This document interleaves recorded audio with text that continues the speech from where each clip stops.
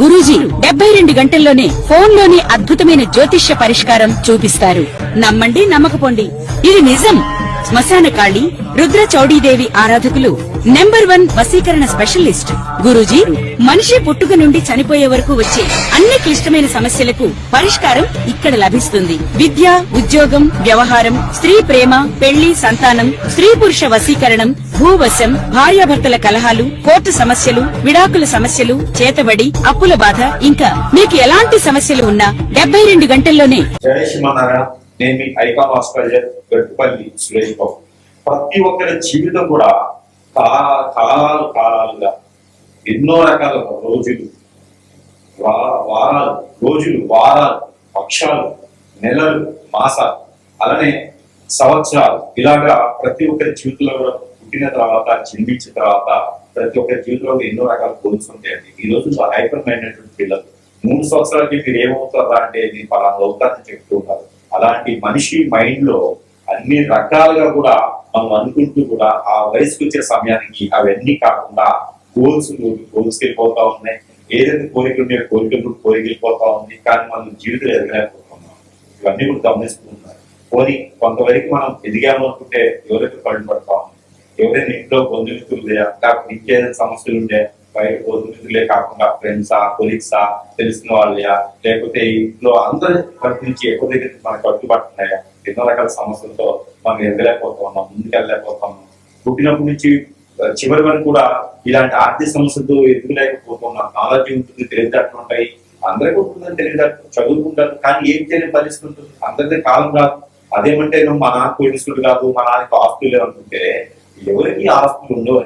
మన తెలివితేటలతో మనకు దరిద్రం బాధ్యతలు అలా అయిపోతుంది తప్పితే ప్రతి ఒక్కరి జీవితంలో ముందుకెళ్ళడానికి సంకల్పం ఉంటుంది. ఒక్కొక్కరు ఉంటారంటే ఇంకా నేను చెడిపోవాలి, ఇంట్లో చెడగొట్టాలి, వాళ్ళు బాగుపడకూడదు అనే వ్యసనం రద్దీ కుటుంబంలో ఉంటుంటారు. అవును, కానీ ప్రతి ఒక్కరి జీవితంలో పుట్టగానే మనం చూడవుతాం, మంచి పుట్టగానే చెడ్డోడు అవుతుందండి. సావాస కోశం బట్టి అలా చెడ్డోలుగా మారిపోతుంటారు, వాళ్ళ ఆలోచన విధానం మారుతుంటుంది. కాబట్టి ఇక్కడ మనం ఏం మాట్లాడాలనుకున్నాం అంటే కనుక ముఖ్యంగా మనిషి జీవితంలో అవసరం ఏంటంటే ఆర్థికం. డబ్బు ఉంటే సాధించలేదు ఏది లేదు. డబ్బు ఉంటే ప్రతిదీ మన చేతులకు వస్తుంది. డబ్బు ఉంటే మన చెంతకి చేరుతుంది ఏదైనా సరే. సీఎం అయినా, పిఎం అయినా, లేకపోతే ఇతర సరే ఏ సమస్యను పరిష్కారం కావాలి మనం కలిగిపోవాలంటే కనుక ఇటీవల అయితే మాత్రం ఖచ్చితంగా డబ్బే అవసరం. రూపాయికి ఎన్ని ఫోన్లు వస్తాయో కాదు, ఎన్ని ఫోన్లకి రూపాయి వస్తే పరిస్థితికి వెళ్ళిపడ్డాము, ఎన్ని డాలర్కి రూపాయలు వస్తాయి కదా, రూపాయికి ఎన్ని డాలర్లు వస్తాయి దానికి వెళ్ళిపోవాలి. కాబట్టి ఇక్కడ మనం ఏమనుకున్నాం అంటే ప్రతి ఒక్కరు కూడా ఆర్థికంగా ఎదగాలి. ప్రతి ఒక్కరి జీవితంలో కూడా ఏదో ఒక లోపం, ఏదో ఒక పాపం, ఏదో ఒక శాపం కొట్టి పిట్టాడి ఉంటుంది. కానీ ఇవన్నీ కూడా మనకి ఏ రకంగా అండి, ఏదైనా గురువు నమ్ముకున్నామా మనం బలైతూనే ఉన్నాం, ఆ గురువు మనల్ని మోసం చేస్తూ ఉన్నారు. ఇలాగ మనకి ఎన్ని రోజులు బతుకుతాం. ఈ బాధ భార్యను చేసుకున్నామా ఏదో ఒక రకంగా వెళ్ళిపోతా ఉంది, భర్తను చేసుకున్నారా మాట వినట్లేదు, కొడుకులు బిడ్డలు అంటే ఎవరు కూడా మాట వినే పరిస్థితి లేదు. అదే పిల్లలు ఉంటే వాళ్ళ వల్ల ఎదుగుతారేమో అనుకుంటాం. కానీ పరిస్థితులు ఎలా మారిపోయారంటే ఈ రోజున వ్యవస్థ బాగలేదు. కానీ మనవకులు బాగుంటారు కదా. మనం ఉన్నటువంటి పరిస్థితుల్లో ఆర్థిక సమస్య కానీ మరి ఇతర సమస్యలు వస్తే ఏంటి సమస్య, దానికి పరిష్కారం మార్గం ఏంటి, ఎవరికైనా మాట్లాడితే దూరంగా ఉన్నారు. అసలు ఎన్ని కారణాలు ఏంటి, ఎక్కడ జరుగుతుంది మనకు అనుమానం ఎక్కడ, ఇది మనం ఒకసారి గమనించుకున్నాం. మన పూర్వకాలంలో ఏమైందంటే ఒక చిన్నపాటి ఎదురురాయి తగిలితే మన పెద్దవాళ్ళు ఇంట్లో కూర్చొని ఆ ఎదురురాయికి మందు వేసుకునే అసలు ఎదురురాయి ఎందుకు తగిలింది, అసలు ఎదురురాయి అక్కడ ఎందుకు ఉంది, అసలు ఎదురురాయి మన తగిన అవసరం ఏంటి, ఆ సమయంలో అసలు ఎదురురాయి ఇలా తగిలింది అంటే దీనికి కారణాలు ఏంటి అని వెతికి ఒక బుక్ తయారు చేసుకోవాలి. బాగా గమనించుకోవాలి. మన పెద్దవారి ఇంట్లో ఉంటే ఇలా జరుగుతుందని వాళ్ళు చెబితే ఎదురురాయేది, కానీ కంట్లో నలసపడ్డా కూడా దానికి చరిత్ర ఉంటుంది, దానికి ఒక నియమం ఉంటుంది, దానికి ఒక కథ ఉంటుంది, దానికి ఒక సిస్టమ్ ఉంటుంది, దానికి ఒక రెమెడీ ఉంటుంది. మనం కొట్టి పడేయడానికి లేదు. మనం ఈ రోజు కంట్లో నలసపడింది అంటే కనుక ఆ దానికి కారణాలు మనం వెతకగలిగితే మన తరాలకి కింద తరాల వాళ్ళకి కంట్లో నలుసు పడకుండా చేయొచ్చు. అది మన పెద్దవాళ్ళు మనం చెప్పినటువంటి విద్యాధ్యానం. అలాంటి విద్యాధ్యానంలో మనం ఈ రోజు కంట్లో నలుసు పడ్డా కాదు, పెద్ద గుండ్రగా వచ్చి ఎందుకు పడ్డా కూడా మనం ఆయన చెప్పి వదిలేసి వెళ్ళిపోతా ఉన్నాం, లేకపోతే ఆ కాసేపు ట్రీట్మెంట్ చేసుకుని అవన్నీ మూఢనమ్మకాలన్నీ కొట్టిపడేస్తాం. కాదండి, ప్రతి ఒక్కటి కథ ఉంది, ప్రతి ఒక్కటి చరిత్ర ఉంది, ప్రతి ఒక్కటి భీమం ఉంది, ప్రతి ఒక్కటి సనాతన ధర్మంలో ఎన్నో విలువలు ఉన్నాయి. ప్రతి ఒక్కటి కూడా మనకి లిఖించబడిన పెద్దల అనుభవాలు చాలా ఉన్నాయి. ఇందులో మనకి ప్రతి ఒక్కటి సూక్ష్మంగా గమనించుకుంటే కనుక ఆ ఎక్కడైతే మొదలైందో ఎక్కడైతే ఈ వేరు కాదు మనం చూడాల్సింది, ఆ వేరుకి మొదలైనటువంటి ఇత్తనం ఉందో, ఆ నార ఏదైతే ఉందో, ఇవన్నీ కూడా మనం గమనించి కనుక పీకి వేస్తే ఖచ్చితంగా మన సమస్యకి పరిష్కారం దొరుకుతుంది. ఇది కూడా గమనించుకోవాలి. మనం మోసపోతున్నామంటే నేను మోసపోవడానికి కారణం నేనే, ఎదుటి వాళ్ళు కాదు. నేను ఇబ్బంది పడ్డాను, నన్ను ఎవరిని కొట్టారు, నన్ను ఎవరిని ఇబ్బంది పెట్టారనే కారణం ఏంటంటే ఎదుటి వాళ్ళని నమ్మడం వలన. ఎదుటి వాళ్ళని మీరు నమ్మడం వల్లనే ఈ రోజుల్లో కనుక మనకి ఇది అవుతుంది. కాబట్టి ప్రతి ఒక్కరు కూడా గ్రహించండి, గమనించండి, ఆలోచించండి, ముందుకు వెళ్ళండి. ఇక్కడ మనము సరైన సమయానికి నిలదొక్కోలేకపోవడం, పెళ్లిళ్ళు అవ్వకపోవడం, పేరెంటాలు అవ్వకపోవడం, సరైన సమయానికి జీవితంలో ముందుకెళ్ళలేకపోవడం, ఎన్నో రకాల గోల్స్ ఉంటే కాళ్ళేమో, గడపం దాటం, కోరికలేమో, కొడవలు దాటితే, ఇవన్నీ కారణాలు ఏంటి అనేది మనం ఒక్కసారి చూద్దాం. రాశి ప్రకారంగా, ఆ రాశిలో ఉండే లక్షణాల ప్రకారంగా, అందులో ఉండే మనుషుల ప్రకారంగా అసలు ఏం జరగడంలో మనకు ఆర్థిక స్థితిగతులు మెరుగవట్లేదో ఒకసారి మనం పరిశీలన చేసుకుంటాం. ద్వాదశ రాశిలో ఒకటి మేషరాశి. మేషరాశి వారికి పూర్తిగా గమనించినట్టయితే కనుక కలియుగంలో ఆర్థిక సమస్యలు, అసలు మేషరాశి వారికి ఎందుకు ఆర్థిక సమస్యలు వస్తాయి, ఆర్థిక సమస్యలు వస్తాయి, మీరు ఎప్పుడైనా ఆలోచించుకున్నారా, మీరు ఎప్పుడైనా గ్రహించారా? ఈ బిజీ లైఫ్ లో బాగా మనం అనుకున్నట్టుగానే ఎదురు మాట వెళ్ళకుండా ముందుగా మూర్ఖత్వంగా నేనే తెలియగలవాడిని, నేనే మేధావని చెప్పేసి అని ముందుకు వెళ్తూ ఉంటాం. దాంతో పాటు మేషరాశి వారికి ముఖ్యమైనటువంటి ఒక విషయం ఏంటంటే, మేషరాశి వారికి 4 స్థానాలు కనుక గురువు ఉంటే మంచి లాభదాయకండి. పట్టణ లాభంగానే మీకు మంచిది శుక్రుడు దశ నడుస్తుందండి. మీకు అసలు ఎందులో ఎక్కడికి వెళ్ళినా కూడా బాగా డబ్బు సంపాదించుకుంటారు, జనాకర్షణ వస్తుందని చెప్తారు కామన్గా. అయితే అదే స్థానానికి శని భగవాన్ చూస్తున్నట్టే కనుక 7-9 స్థానం శని ఉంది చూస్తున్నట్టే కనుక ఆ స్థానం కాస్త చెడు. ఎట్లాంటి శని భగవాన్ అసలు దృష్టి ఉంటుంది. ఎక్కడ నాశనం అవుతారంటే ఎక్కడ తడుగు పెడతారో అక్కడ మట్టి అయిపోతుంది. ఇది పని బూడిదైపోతుంది, భస్మం అయిపోతారు. ఎక్కడనుకున్నా ముందుకి మనం వెళ్ళలేదు. ఇది ఎప్పుడైనా నేను గ్రహించుకున్నారా?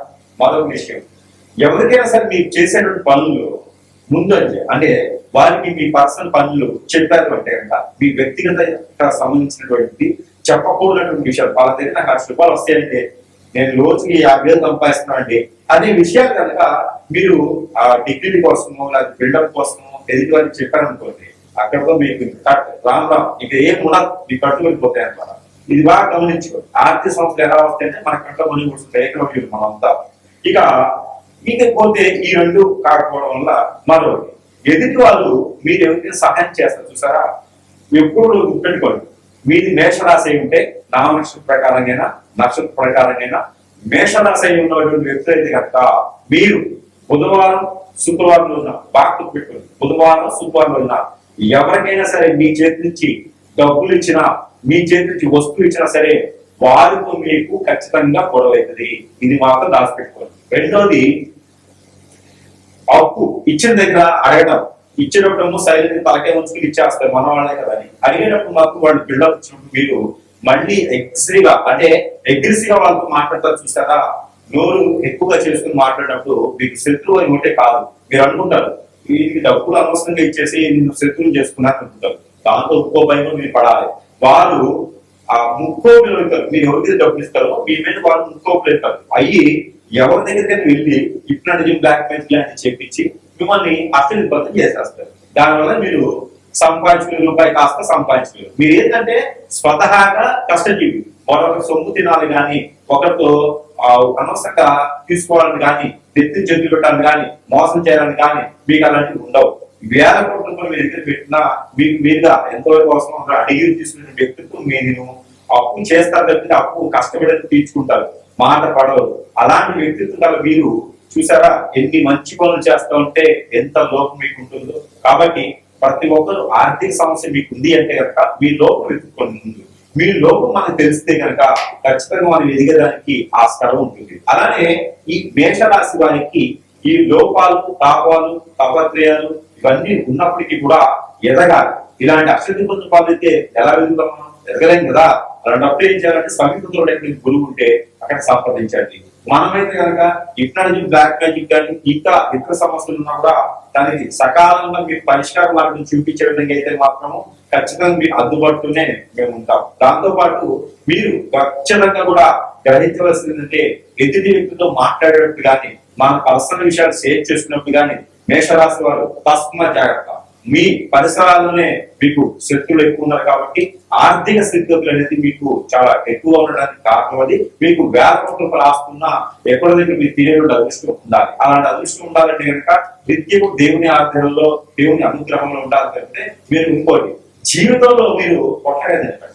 మేషరాశి వారి జీవితంలో కొట్టగా తింటే ఆర్థిక ఇబ్బందులు ఖచ్చితంగా మీరు పై చూడాల్సి వస్తుంది. ఇక ఈ జీవితంలో మతంతో సంబంధం లేకుండా మేషరాశి వారికి అయితే కనుక అన్ని రకాలుగా ముందుకి రావాలనుకుంటే కనుక ఆర్థిక సంబంధించినటువంటి ఒక విషయం.